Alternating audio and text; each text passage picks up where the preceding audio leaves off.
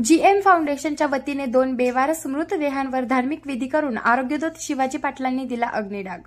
मागील आठवड्यात उष्माघाताच्या शक्यतेने अनेक अनोळखी लोकांचा मृत्यू झाला होता। त्या अनोळखी मृतदेहांना अंत्यसंस्कार करण्यासाठी त्यांच्या नातेवाईकांची ओळख पटत नव्हती।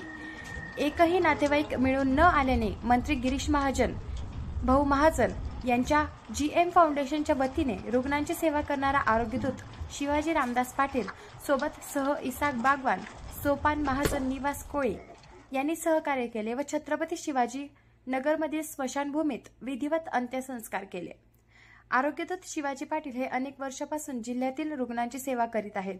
त्यांच्या या कामगिरीचे सर्वत्र कौतुक होत आहे। आज 30/5/2024 रोजी वार गुरुवार एमआयडीसी व शहर पोलीस स्टेशन हद्दीतील 2 बेवारस प्रेतांना इसाक बागवान व जीएम फाउंडेशन तर्फे अग्निदाह देण्यात आला व त्यांना भावपूर्ण श्रद्धांजली वाहण्यात आली।